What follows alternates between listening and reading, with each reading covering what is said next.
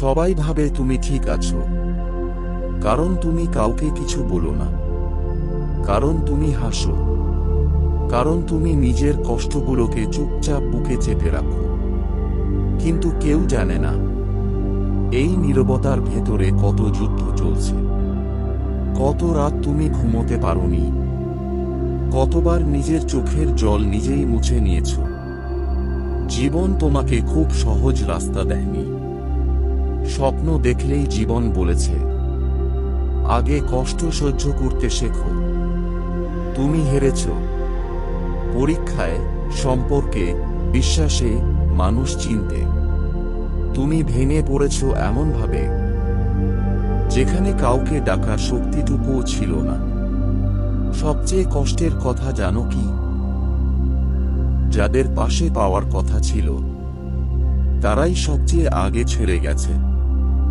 অনেক সময় তুমি নিজেকে প্রশ্ন করেছ, আমার দিয়ে কি সত্যিই কিছু হবে? আমি কেন বারবারই পিছিয়ে পড়ি? কিন্তু শোনো, এই প্রশ্নগুলো দুর্বল মানুষের নয়। এই প্রশ্নগুলো সেই মানুষ করে যে মানুষ কিছু হতে চায়।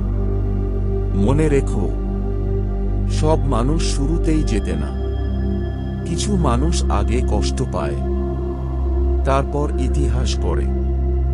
যেদিন কেউ তোমার পাশে ছিল না, সেদিনই তুমি শক্ত হতে শিখেছ। যেদিন সবাই তোমাকে ছোট করেছে, সেদিনই তোমার ভেতরে জন্ম নিয়েছে এক এমন শক্তি যেটা কেউ দেখতে পায়নি। আজ তুমি ক্লান্ত, হ্যাঁ, কিন্তু তুমি শেষ হয়ে যাওনি।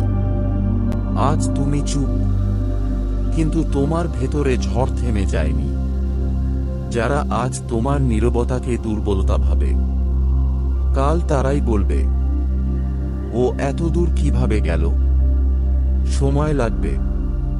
নিজেকে প্রমাণ করতে সময় লাগে, নিজের জায়গা তৈরি করতে সময় লাগে।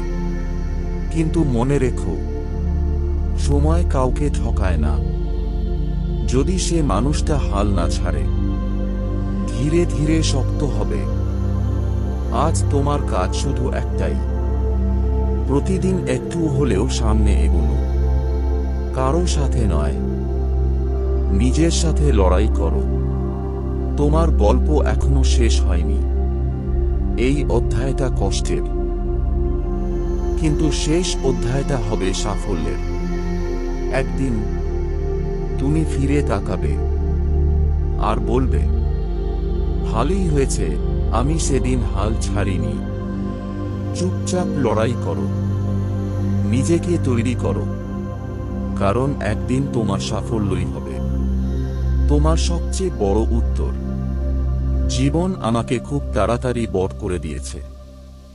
এমন অনেক সময় এসেছে যখন চাওয়ার চেয়ে সহ্য করতে হয়েছে বেশি। নিজের মানুষ ভেবে যাদের কাছে ভরসা রেখেছিলাম, তারাই কখনো কখনো সবচেয়ে বেশি কষ্ট দিয়েছে। তখন বুঝেছি, সবাই আপন হয় না।